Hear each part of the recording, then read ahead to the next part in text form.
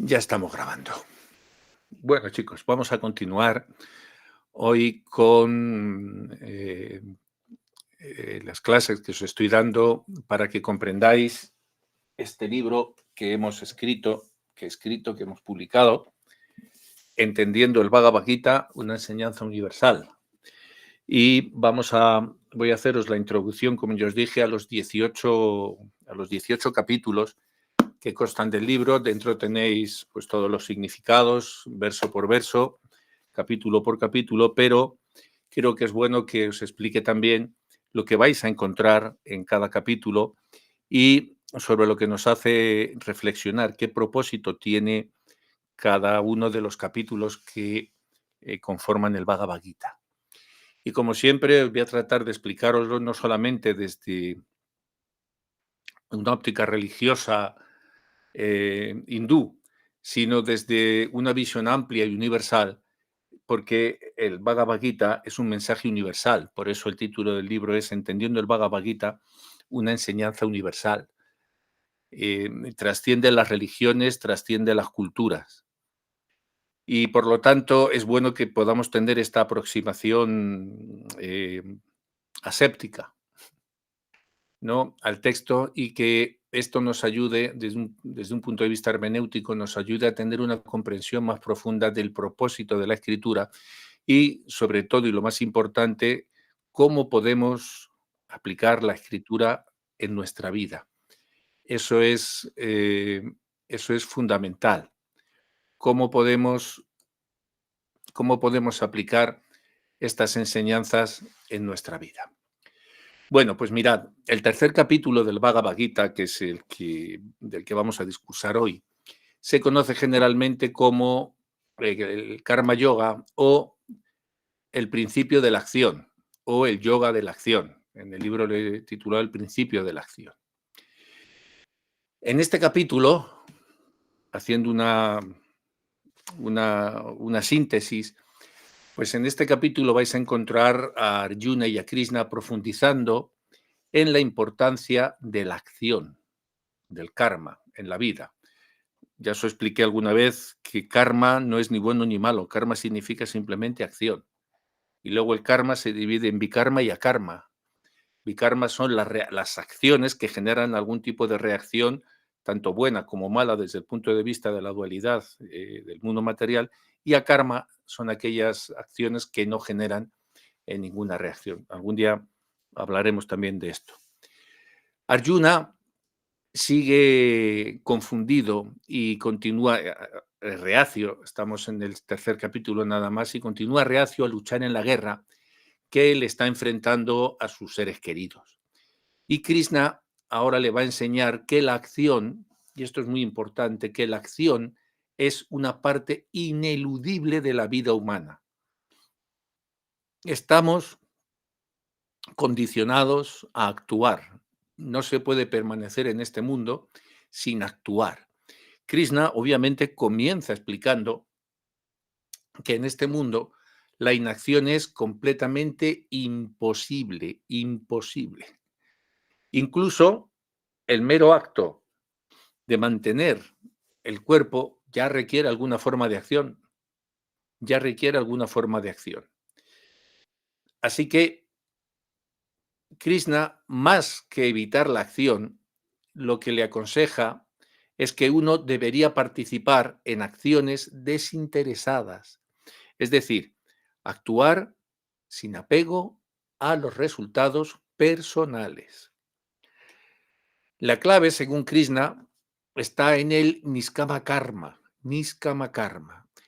¿Qué es el Niskama Karma? Pues mirad, es el desempeño de uno, del deber de uno, sin ningún deseo de sus frutos. Este tipo de acción no solo es éticamente puro, sino que también libera al alma del ciclo de nacimiento y muerte. Y Krishna también está contrastando en este tercer capítulo este tipo de acción con lo que él llama Sakama Karma, que son acciones realizadas con un motivo o con un deseo específico. y nos va a enseñar que este último tipo de acción tiende a atar a la jiva, a la entidad viviente, al mundo material.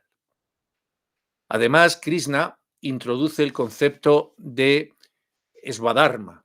El Swadharma es el deber personal, o dicho de otro modo, el papel, el rol que uno debe desempeñar en su vida. Y este papel, es muy importante entender esto, que es único para cada individuo.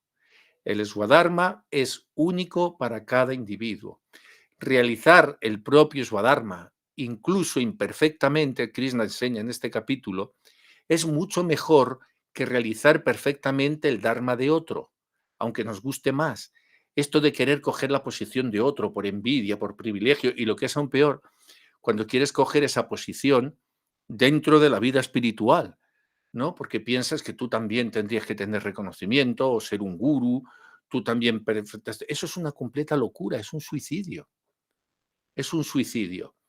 Concretamente, y en el contexto de Arjuna, su Swadharma, obvio, es ser un guerrero, y por lo tanto, él tiene el deber de luchar.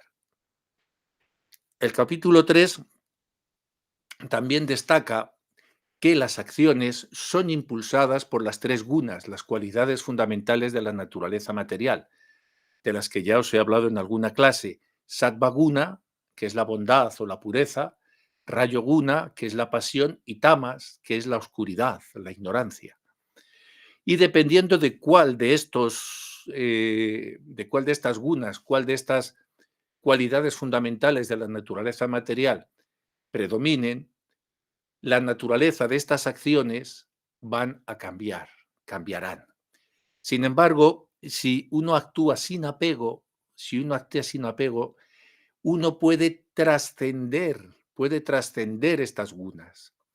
Krishna va a concluir argumentando que el conocimiento es superior a la acción mecánica. El conocimiento es superior a la mera acción mecánica, pero que lo verdaderamente superior, por encima de ambos, por encima de estos dos, lo verdaderamente superior es la acción meditativa, o lo que es lo mismo, la acción realizada con plena conciencia y sin apego. Eso es la acción meditativa.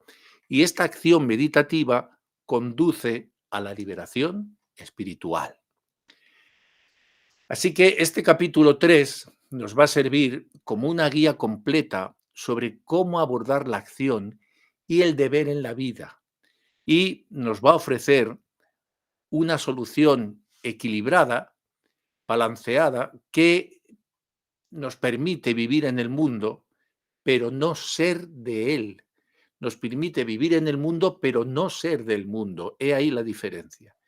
Vivir en el mundo, pero no ser del mundo. Con esta enseñanza, ¿qué es lo que busca Krishna? Pues Krishna está buscando ni más ni menos que preparar a Arjuna para el conflicto inminente que está allí, que está en ciernes, están ya en el campo de batalla, y alentándole de esta forma a que actúe con su naturaleza y su deber, pero sin apego a los resultados. En el inicio del capítulo 3 del Bhagavad Gita, más concretamente en los versos 1 y 2, bueno, 1, 2 y 3, Arjuna se muestra profundamente confundido. ¿Y por qué se muestra confundido? Pues se muestra confundido porque Krishna le ha manifestado anteriormente que la inteligencia devocional es superior al trabajo fruitivo, y sin embargo Krishna le quiere hacer partícipe de una guerra. Arjuna se ha confundido, se encuentra perplejo, no por las instrucciones ambiguas que él piensa que ha recibido. El capítulo 3 nos pone delante, y esto es importante, mis queridas y sensuales criaturas, nos pone delante de la complejidad que para el ser supone relacionarse con el medio, con la energía ilusoria. Esto es muy importante. El capítulo 3 nos pone de manifiesto, ¿no?, que cara a cara, ¿no?, con la complejidad que enfrenta al ser en su relación con el mundo material. Por eso Krishna está completamente, perdón, Arjuna está perplejo, perplejo. Así que este capítulo 3 tenéis que entenderlo así. Es el capítulo que nos pone delante de la complejidad que para el ser supone relacionarse con el medio y con esta energía ilusoria. La confusión que Arjuna muestra en estos primeros versos del capítulo 3 resalta una tensión que es inherente en la vida humana y más aún en las filosofías y prácticas espirituales en todo el orbe de la tierra, que es, fijaos bien, la tensión entre la acción, entre el karma, entre la acción y la devoción o el conocimiento, entre el karma, la acción y el jnana o el bhakti. Esta tensión que se da. Y este dilema no es solo filosófico, ni muchísimo menos, sino también práctico. Y se nos presenta en varias formas a todos y cada uno de nosotros a lo largo de nuestras vidas. ¿Deberíamos actuar en el mundo para hacerlo mejor o deberíamos renunciar al mundo en busca de una verdad más elevada? Esta es una buena cuestión. ¿Deberíamos actuar en el mundo para tratar de hacerlo mejor? ¿O, por el contrario, deberíamos renunciar al mundo en busca de una verdad más elevada, solo en nosotros nos retiramos y eh, buscamos trascender? Krishna, muy hábilmente, claro, es la suprema personalidad de Dios, pues está utilizando esta tensión para introducir una verdad mucho más profunda, la del karma yoga, o lo que es lo mismo, la acción desinteresada. En este contexto, la inteligencia devocional de la que habla Krishna no está en conflicto con la acción. Entender esto bien. No está en conflicto con la acción, sino que más bien informa, informa y guía a la acción. La idea, a ver cómo se explico yo esto. La idea es que uno no tiene por qué retirarse del mundo para ser espiritualmente puro o avanzado. Uno no tiene por qué retirarse del mundo para ser espiritualmente puro o avanzado. Más bien, la espiritualidad, más bien la espiritualidad puede manifestarse a través de nuestras acciones en el mundo. Y cuando estas acciones se realicen desde un lugar de desapego y sean guiadas por un entendimiento profundo y devocional de la realidad última, es la mejor forma de actuar. Lo que he denominado antes, lo que os he dicho antes de la complejidad, lo que he llamado la complejidad que para el ser nos supone relacionarse con el medio, con la energía ilusoria, es precisamente lo que Krishna está abordando aquí. La energía ilusoria o maya, en donde la entidad viviente se encuentra, es una realidad que es ineludible en la vida humana. El mundo está aquí, estamos aquí. Nuestra conciencia se proyectó hacia este rincón. Así que, ¿qué es lo que nos dice Krishna? Maya es una realidad ineludible en la vida humana, pero a su vez Krishna nos está sugiriendo que no tenemos que ser esclavos de esa ilusión, no tenemos que ser esclavos de la energía ilusoria. Te está diciendo que puedes actuar en el mundo, que podemos actuar en el mundo e interactuar con Maya, pero que no tenemos por qué estar atados a ella. Puedes interactuar en el mundo sin dejar que el mundo te ate, te esclavice. Eso es lo que te está diciendo Krishna. Aquí, justamente en este punto, es donde la inteligencia devocional entra en juego. ¿Por qué? Pues porque nos permite ver más allá de la ilusión, para que podamos entender qué acciones son realmente significativas y por qué lo son.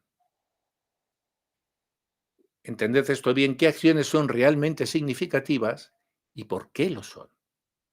Esta introducción, con la confusión de Arjuna, sirve como un punto de partida para Krishna para introducir la filosofía de la acción y vida. En verdad es la filosofía de la acción y de la vida, que es tanto espiritualmente informada como prácticamente aplicable. Esto es importante, mis queridas y sensuales criaturas. Recordar esto, recordar esto, recordar esto. Este tipo de acción, esta filosofía de la acción a la que Krishna nos presenta, es una filosofía de acción y de vida, de acción y de vida, de acción y de vida. Y es tanto espiritualmente informada como prácticamente aplicable. Es prácticamente aplicable. Y nos está mostrando cómo puede uno hacer, y de hecho debe hacer, y tiene que conseguir equilibrar las demandas a menudo contradictorias del ser y del hacer que nos encontramos en este mundo, de la espiritualidad por un lado y de la acción en el mundo. Y en este camino que Krishna nos está enseñando en el capítulo 3 justamente es esto, nos está enseñando a cómo podemos equilibrar estas demandas que, insisto, son contradictorias entre el ser y el hacer, entre la espiritualidad y la acción compleja en el mundo. La perplejidad o la complejidad del ser en su relación con el mundo ha sido un tema recurrente en la filosofía clásica, tanto en Occidente como en Oriente. Y aunque los enfoques y las respuestas varían considerablemente según las tradiciones, pero fijaros, hay una linealidad, una constante búsqueda para comprender cómo el individuo debe o puede al menos interactuar con el universo externo, con la moral, con el destino, con la verdad última. Así que en este punto voy a tratar de ofreceros sí, una visión general. Creo que es bueno, siguiendo el hilo del Gita, que veis que os he comparado con distintas tradiciones filosóficas, pues voy a ofreceros rápidamente, así voy a hacer un repaso rápido, pero es bueno que lo entendáis. Una visión general de las diversas tradiciones filosóficas, cómo han abordado este problema del ser y el estar, de la acción en el mundo material, cómo relacionarse el alma, el mundo, el ser con el mundo externo. Mirad, en la filosofía occidental, por ejemplo, en la escuela de Platón, en el platonismo, Platón, él desarrolló una teoría que se llamaba de las formas o de las ideas, ¿no? Y ahí Platón propone que el mundo sensible, el mundo sensorial, el mundo en el que percibimos, él dice que este mundo sensible es solo una sombra del mundo verdadero e inteligible. Y en ese sentido, el ser humano vive en una especie de ilusión similar a la noción de Maya en el hinduismo. Platón tenía un concepto muy similar. La teoría del filósofo es, por lo tanto, elevarse por encima de este mundo sensible hacia un entendimiento de las formas eternas, comprender las formas eternas.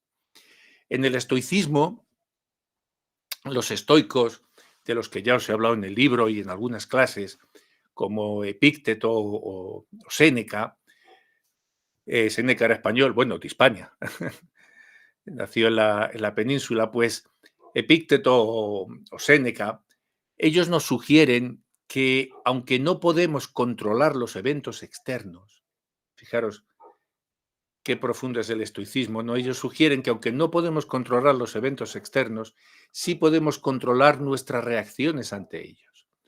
Aquí la perplejidad se resuelve, los estoicos la resuelven al centrarse en el dominio de uno mismo, en el autocontrol y en actuar de acuerdo con la razón, esto es muy importante, de acuerdo con el conocimiento que tienes, con tu razón, con tu sentido común, con tu sentido del ser, sin importar las circunstancias en las que te encuentres. En el existencialismo, que ya estamos en la época moderna, ¿no? Pues filósofos como Sartre y Camus, pues abordan, abordan esta complejidad, la han abordado desde una perspectiva moderna y ellos subrayan la angustia o también lo llaman absurdo, ¿no? La angustia o absurdo que proviene de la libertad y de la responsabilidad radical del individuo. Fijaros cómo, cómo meditaban en esto, ¿no? Decían lo angustioso y absurdo, ¿no? Que, que proviene justamente de la responsabilidad radical del individuo, de tener que estar en el mundo, tomar acciones y, consecuentemente, sufrir sus reacciones. Y en un universo, ellos decían, sin sentido aparente, la carga recae para dar al individuo, para dar significado a su vida a través de la acción y la elección. El universo para ellos estaría sin sentido, pero lo que le daría sentido es justamente la presencia del individuo sobre el que cual va a recaer la carga de sus acciones y de sus elecciones.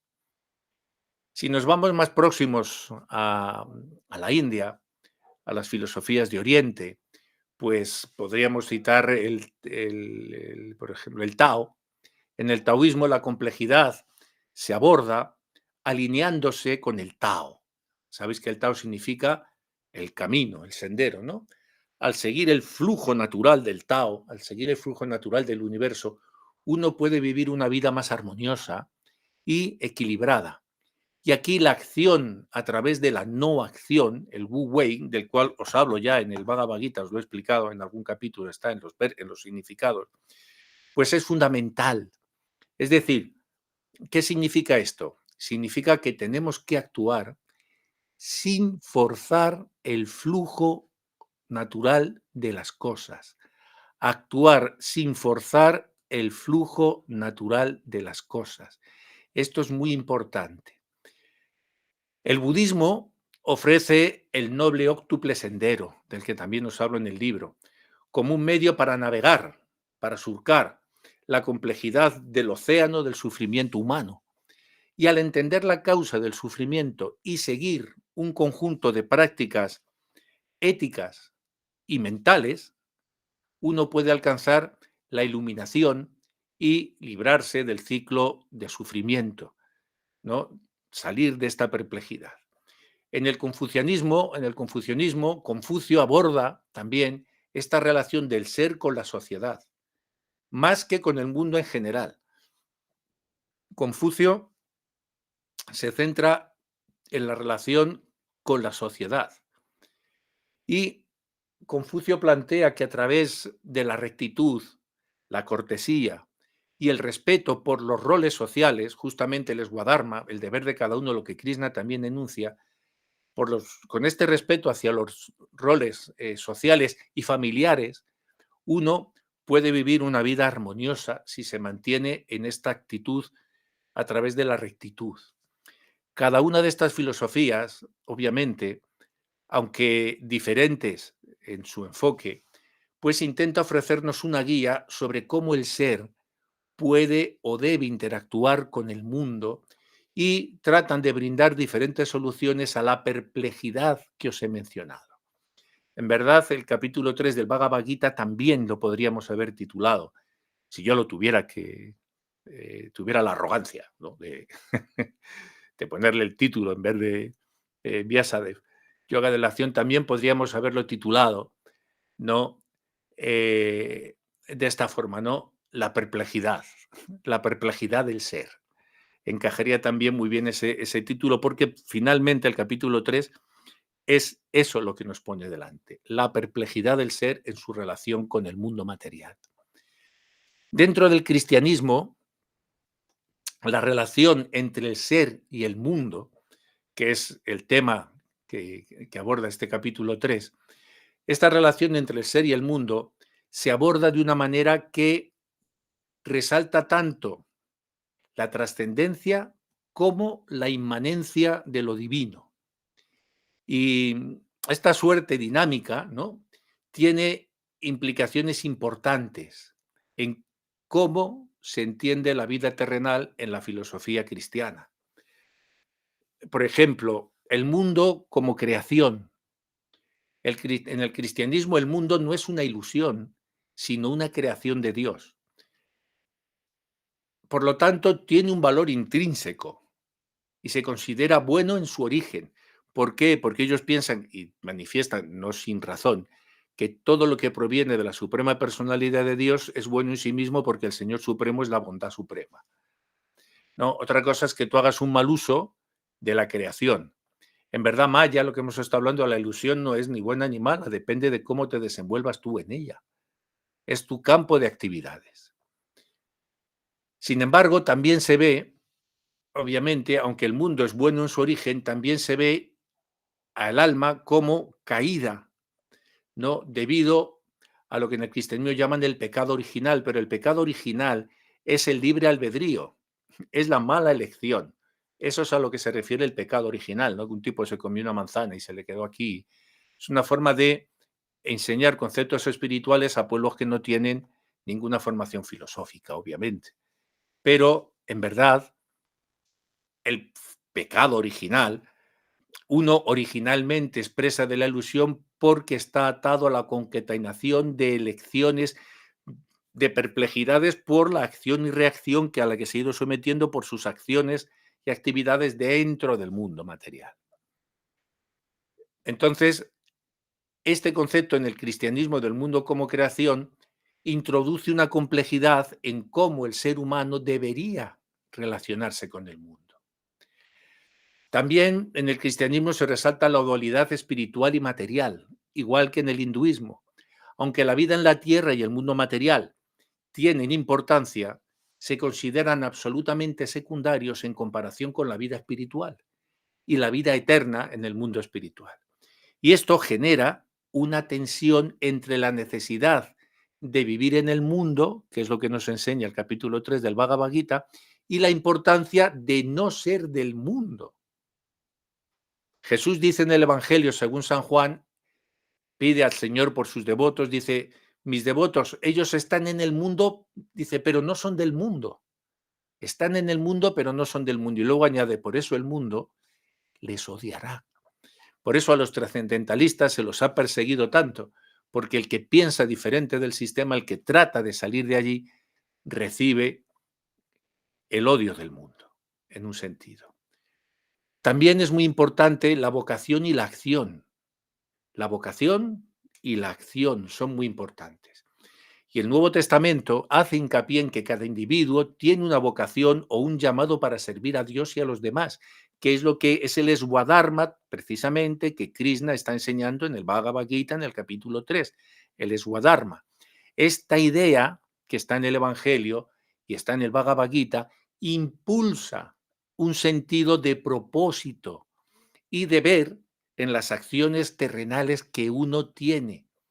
Y nos está sugiriendo que a través de nuestras acciones y de nuestras elecciones diarias podemos vivir de acuerdo con los deseos del Señor Supremo. Eso es lo que te explica el Evangelio y lo que te explica el Bhagavad Gita. La moral y la ética, muy importante. Los cristianos están llamados a seguir ciertos preceptos éticos y morales, como los 10 mandamientos, las bienaventuranzas, en fin, hay muchos ejemplos y en esta obra de religión comparada del Bhagavad Gita, una enseñanza universal, os los he explicado de forma amplia, ¿no? Y estos preceptos éticos y morales guían su interacción con el mundo y con los demás.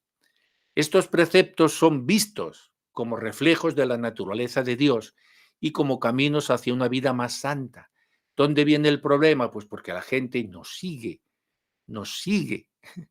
los preceptos éticos y morales de las enseñanzas espirituales. Ni siquiera los así llamados religiosos los están siguiendo y ahora podéis ver cómo estamos asistiendo a guerras religiosas, a fanáticos religiosos, y es algo que de la humanidad no consigue librarse. En el cristianismo también se habla de la esperanza escatológica.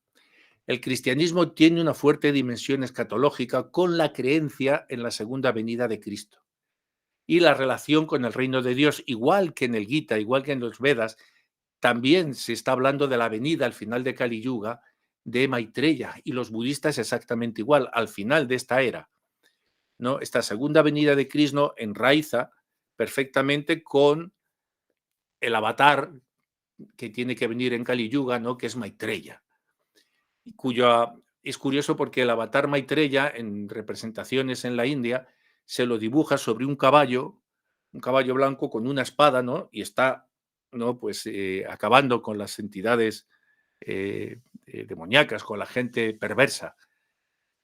En las catedrales de los templarios, en muchos de sus vidrieras, justamente se representa a Jesús en su segunda venida sobre un caballo con una espada, en esta forma, en la forma de un guerrero. Así que este concepto podríamos decir que colorea la percepción del mundo actual como temporal y transitorio. Si uno piensa en esta segunda venida, entiende que este mundo es temporal y transitorio y obviamente crea una orientación para el sádhaka, para el practicante, para el cristiano, para el hinduista, para el que de verdad lo siga, te crea una orientación hacia la vida eterna y esto es hermoso, muy hermoso. La comunidad y la tradición también son muy importantes. A diferencia de muchas filosofías y religiones que se centran en la búsqueda individual solo para mí, ¿no? De la iluminación, ¿no? Como son la gente que se retira, los yogis, que se van a las montañas, solo para mí, ¿no? Buscando mi propia autorrealización. En cambio, el cristianismo pone un énfasis muy grande en la comunidad de creyentes,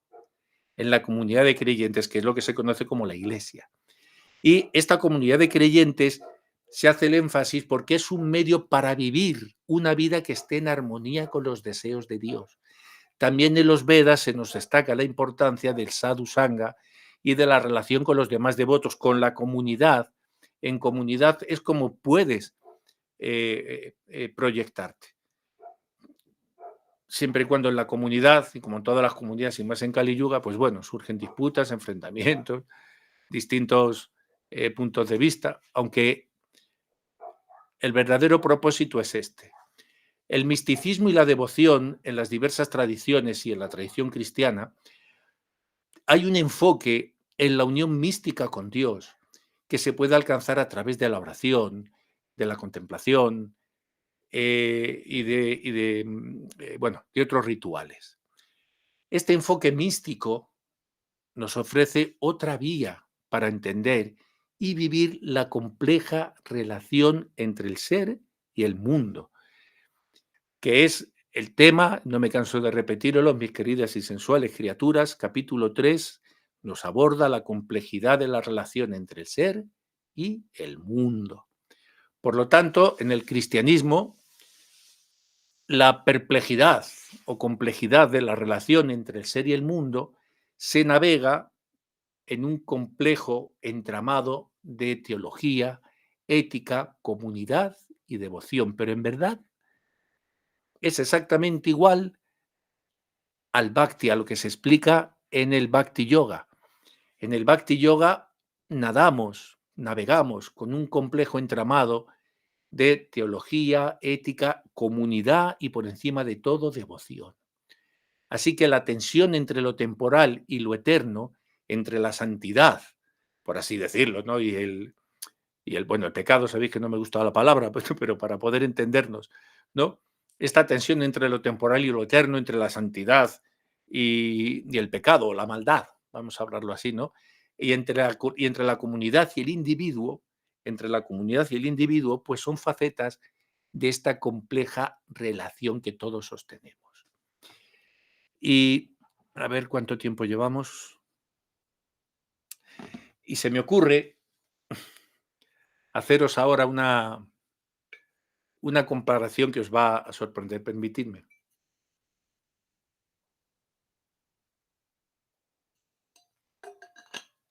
Mirad, tengo pendiente para el otro canal, el de voz de poesía, y a ver si esta semana que entra lo grabo.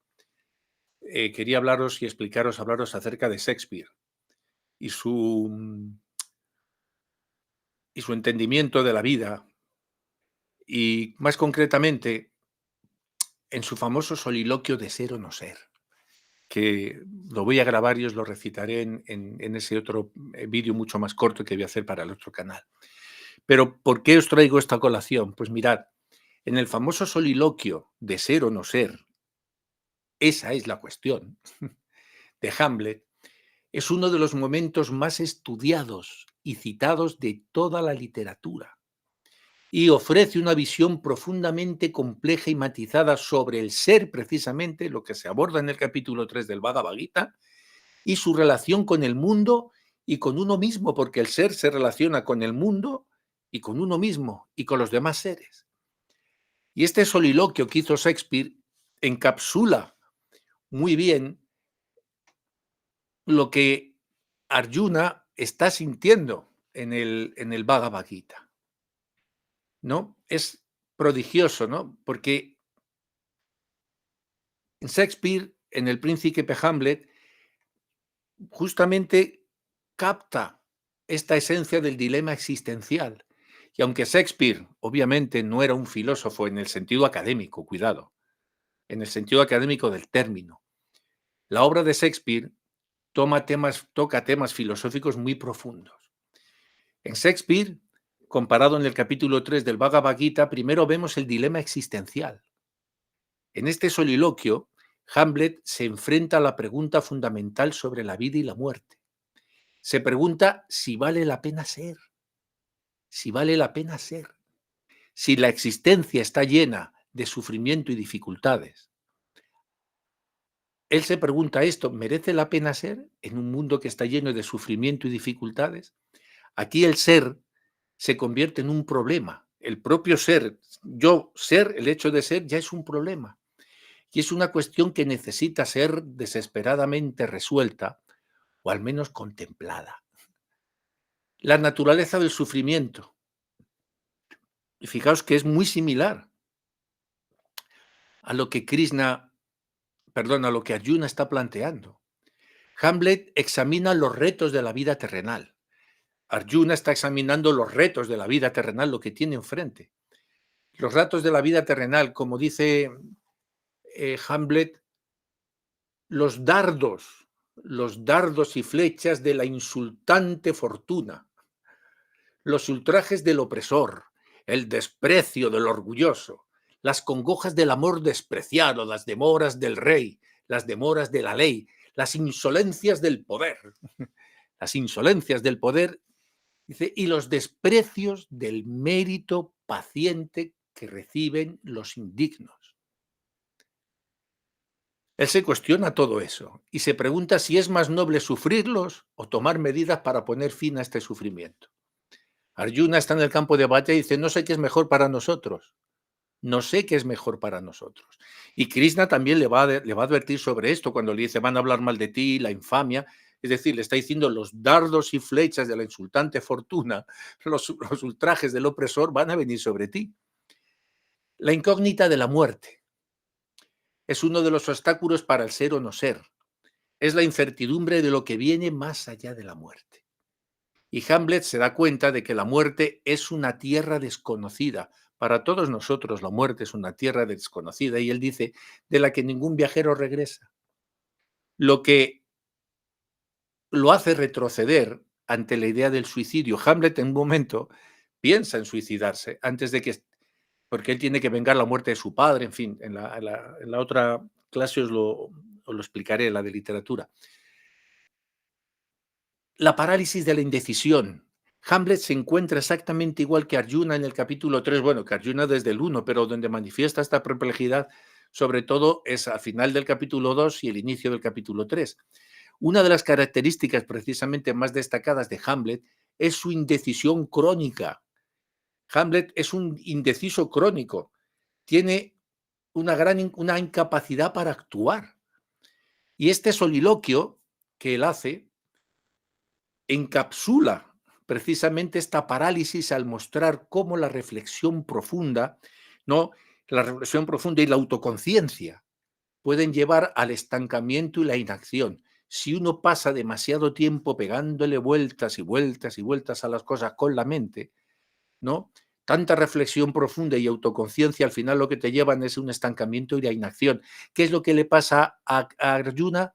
Está dándole vueltas, vuelta el molino al agua y el agua al molino, que al final dice, ya no sé, estoy completamente confundido. No sé lo que se debe o no se debe hacer. Arjuna pasa al estado ¿de qué? De inacción. Se pasa al estado de inacción. La moralidad y la ética, aunque no está explícito en el soliloquio, el dilema moral sobre el asesinato de su tío y nuevo rey, ¿no? Y el adulterio, la obra es un poco compleja, y el adulterio de su madre también pesan en la conciencia de Hamlet.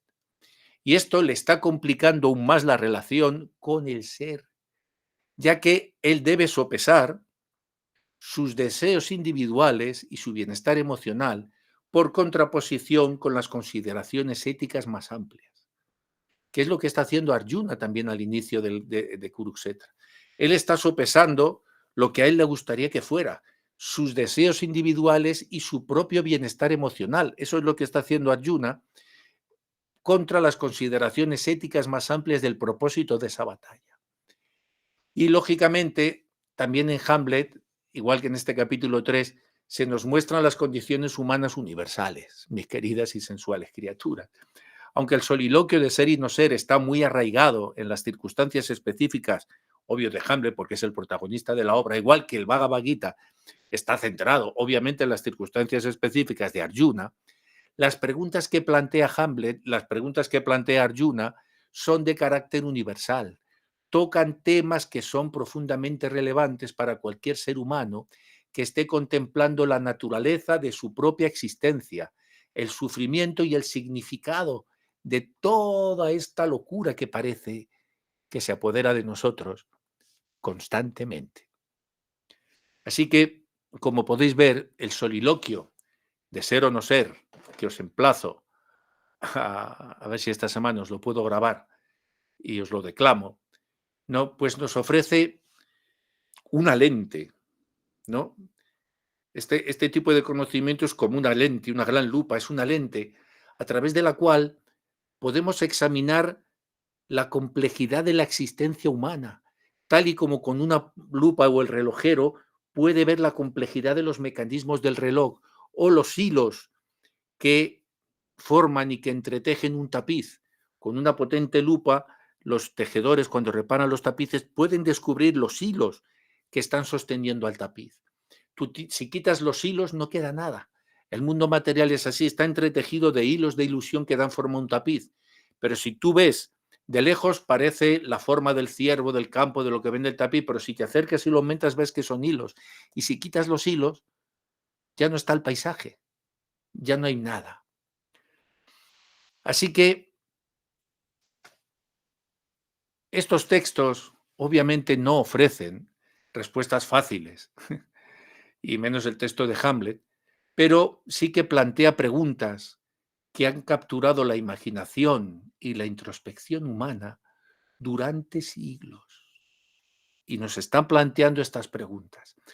Las similitudes de Hamlet y Arjuna son sorprendentes, y aunque emergen de contextos culturales y espirituales diferentes, muy diferentes, ambos personajes, fijaros, están enfrentando una crisis que es tanto personal como ética y tienen implicaciones muy relevantes para el mundo que les rodea. Las decisiones que va a tomar Hamlet van a afectar a todo el reino exactamente igual que las que va a tomar Arjuna. Rápidamente, la parálisis de la acción, la parálisis de la indecisión, de la que ya os he hablado un poco antes, ¿no? Los dos personajes sufren de una incapacidad para actuar debido a la complejidad moral de su situación. Arjuna se encuentra en medio del campo de batalla enfrentando la perspectiva de matar nada menos que a su propia familia, mientras que Hamlet enfrenta la responsabilidad de vengar la muerte de su padre. Y esta indecisión, obviamente, no es fruto de la cobardía, ni Arjuna ni Hamlet son cobardes, sino más bien de una profunda sensibilidad. Arjuna es profundamente sensible, igual que Hamlet manifiesta en la obra, a las implicaciones éticas que van a venir detrás de sus acciones. La moralidad y la ética en los dos personajes están atrapados en dilemas morales que van mucho más allá de lo personal. La guerra de Arjuna tiene implicaciones para todo el reino y el Dharma, mientras que las acciones de Hamlet van a afectar al estado de Dinamarca, nada menos. Así que no es solo su bienestar lo que está en juego, sino también un orden moral y social más amplio. Por eso es la perplejidad con la que se abre el capítulo 3. La naturaleza del sufrimiento, esto es importante. Ambos personajes reflexionan profundamente sobre la naturaleza del sufrimiento humano. Arjuna está perturbado, completamente perturbado por la inminente pérdida de la vida y el sufrimiento que la guerra va a traer. Y Hamlet igualmente se encuentra atormentado por el sufrimiento inherente a la condición humana que describe de forma elocuente en su soliloquio, y las acciones que van a venir, el sufrimiento que se va a devenir si él venga la muerte de su padre. Las interrogantes sobre la existencia, las interrogantes sobre la existencia. Esto es fascinante. La pregunta de Hamlet, ser o no ser, encuentra un paralelo con la renuncia, en la renuncia de Arjuna a participar en la guerra, preguntándose, Arjuna preguntándose, ¿qué gana con la victoria cuando los que debe matar son sus seres queridos? Así que en este sentido, los dos personajes están cuestionando el valor y el propósito de la vida y de las acciones humanas. También ambas historias coinciden en los guías espirituales y filosóficos, en los guías espirituales y filósofos, en guías espirituales y en ideas filosóficas. Ambos personajes, fijaos, tienen figuras que intentan guiarlos a través de sus dilemas. Hamlet tiene como figura la figura de su padre, aunque aparece como un fantasma. ¿No? El padre a lo largo de la obra aparece como un fantasma que guía a Hamlet, y posiblemente en Horacio, que también es otro de los personajes que trata de guiar a Hamlet. Mientras que Arjuna tiene a Krishna.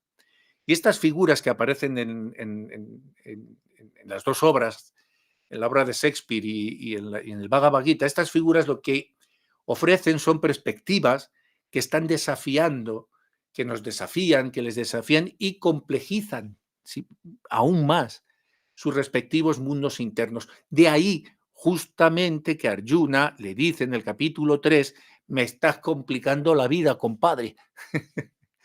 Le dice esto, me has explicado una cosa, ahora la contraria, estoy aún confundido. Estas figuras justamente parece que al principio le van a dar más complejidad en sus respectivos mundos internos, se lo van a agitar más. Y finalmente, como toda obra tiene que tener un desenlace, toda vida tiene un desenlace, no hay nada que no tenga un desenlace. Todo en este mundo, lo que es seguro es el desenlace. El nudo puede variar, pero indefectiblemente el desenlace va a llegar. Así que, obviamente, las historias de Arjuna y Hamlet terminan de manera muy diferente, obvio, pero ambos llegan a un tipo de resolución. Por fin toman una resolución que refleja profundamente el crecimiento personal que han obtenido y la comprensión de su dilema. Arjuna finalmente elige luchar, entendiendo su deber dentro de un marco que es mucho más grande, ¿no?, como es su Dharma. Mientras que Hamlet, aunque llega a un final trágico, finalmente toma acción. Él finalmente también se decide a la acción. Y no voy a hacer spoiler de cómo acaba Hamlet. Así que ambos personajes, en su búsqueda de respuestas, en su necesidad acuciante por resolver sus dilemas éticos y existenciales, nos han ofrecido y nos ofrecen un tapiz hermoso de ideas, de preguntas que dan respuesta a los dilemas éticos y existenciales. Ambos personajes nos ofrecen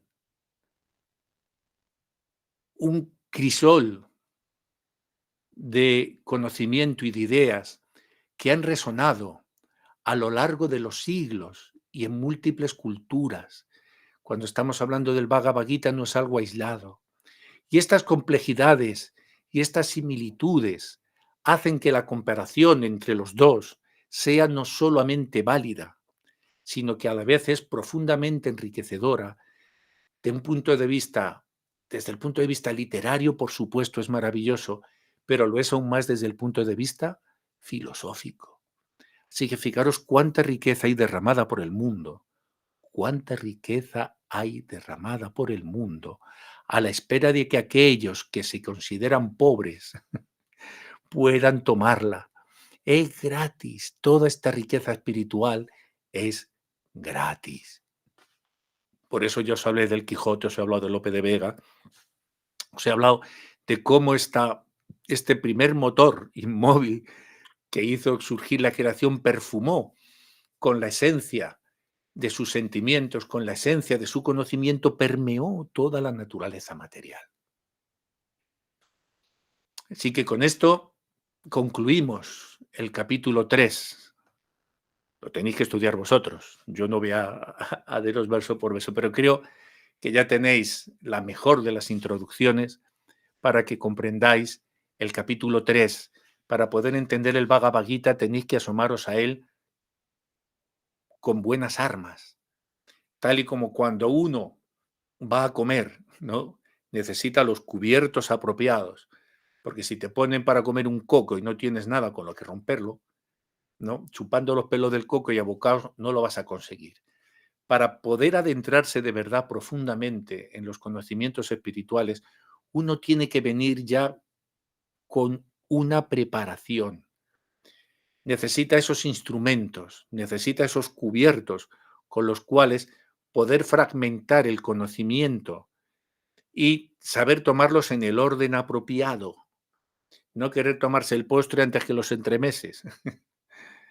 Uno tiene que ir con la guía sosegada del maestro, del guía espiritual, del profesor de filosofía, como lo queráis llamar. Pero tiene que seguirlo así. Así que ya tenéis, ya os he dado las introducción a los 3 primeros capítulos. Y la próxima semana continuaremos con el capítulo 4 y espero que lo acompañéis de la lectura del Gita. Tenéis toda una semana para leer un capítulo que no es mucho. Y así la semana que viene os adentraré en el capítulo 4. ¿De acuerdo? Y bueno, si tenéis ahora alguna pregunta, alguna cuestión, alguna duda, algún desafío.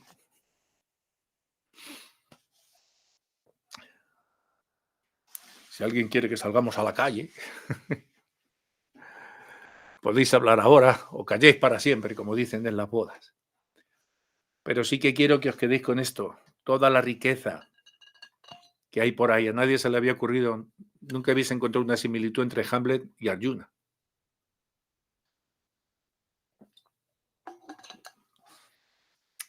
De todas formas, cuidado porque esto es peligroso, porque cuanto más come, más quieres comer. Cuanto más busca, más encuentra, y cuanto más encuentra, más quieres buscar. Dime, corazón. Sí, me gustó el paralelismo con la filosofía, ya no recuerdo el nombre, pero que hablaba de la angustia, ¿no? El existencialismo. Sí, ahí está. Como la angustia existencial, justamente iba a decirlo, puede ser transformadora para una búsqueda de una elevación superior, ¿no? Y en paralelismo con lo que estamos hablando de la disyuntiva de Arjuna, ¿no? Y de Hamlet, de ser o no ser, hiciste question, ¿no? Como que todo lo que pueda parecer traumatizante o de incertidumbre, cómo se puede polarizar y transformar como la energía, que no se pierde, se transforma, ¿no?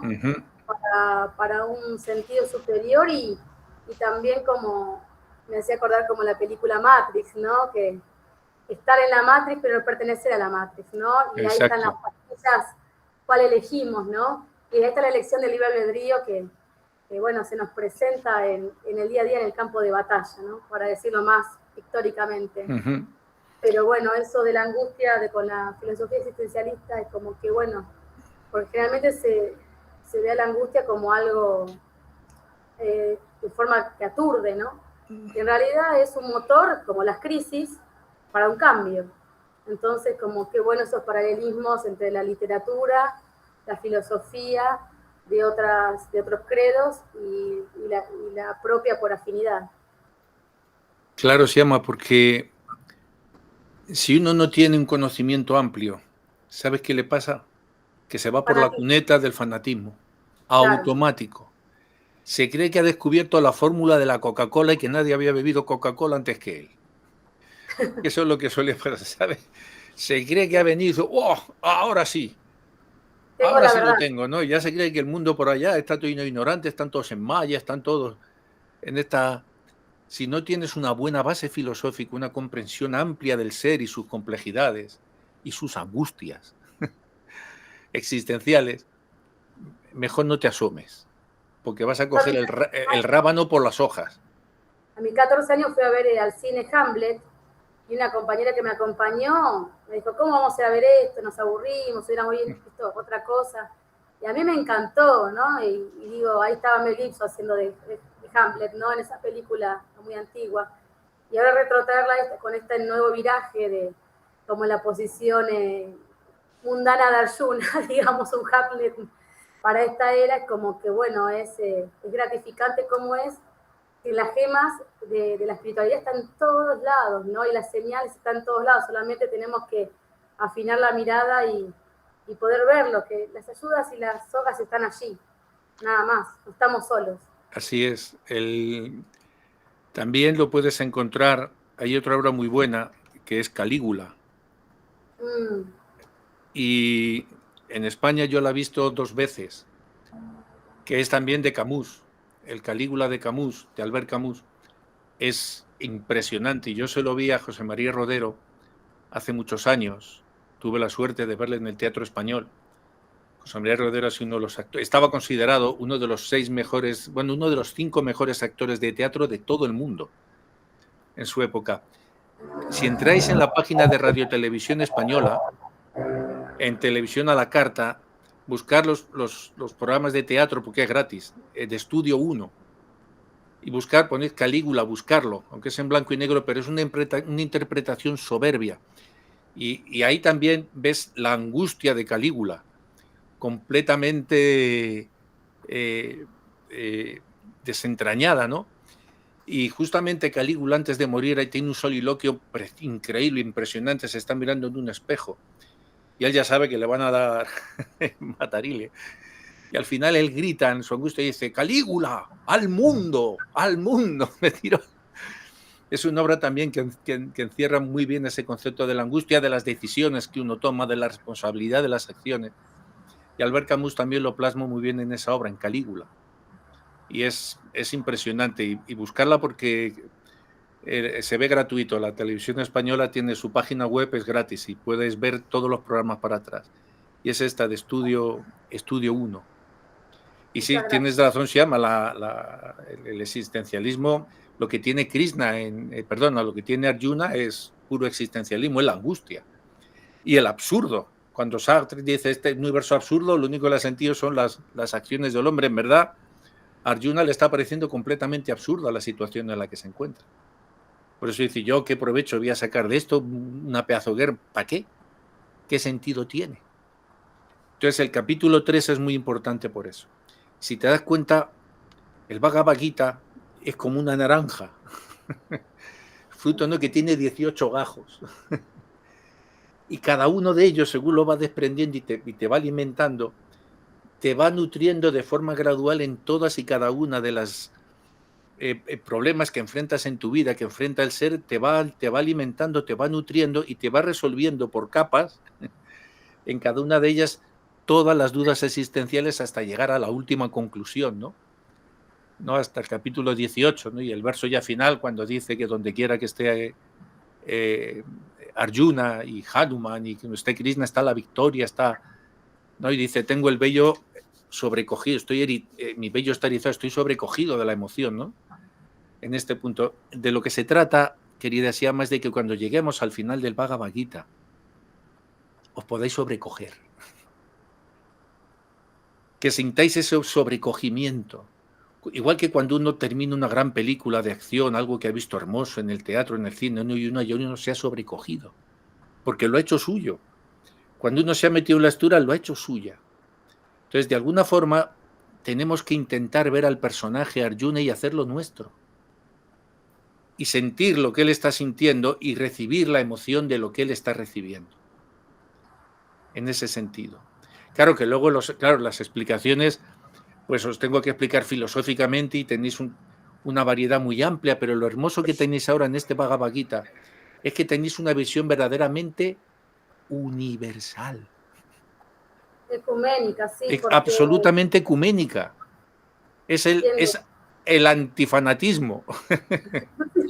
Ante el que no es religioso puede entenderlo como una obra filosófica y de entendimiento existencial. Es maravilloso y es conmovedor. El que tiene algún refugio espiritual, en unos capítulos cuando muestra la forma universal o cuando cómo se conmueve, uno se está conmoviendo con él, porque es uno mismo, ¿no? También en ese viaje. Y es maravilloso. Exacto. ¿Tenéis alguna pregunta más? Gracias. No, a ti siempre, Siama. Pues si no tenéis alguna pregunta más, ahora hay que celebrar el Halloween que ahora está todo el mundo, así que voy a ver si me busco un disfraz de inspector de Hacienda, que es lo que más asusta. Y no hay que disfrazarse, me dice que te quieres disfrazar, y me voy a poner un traje, una corbata, un portafolio, y me voy a poner aquí un cartel, inspector de Hacienda, y ese es el más terrorífico de todos los disfraces. Acá nos ponemos de político con una urna y ya asustamos. Ah, bueno, a todos. También. Creamos para terror. También. Nada de murciélago ni calabaza, no. También. Bueno, vamos a detener la grabación y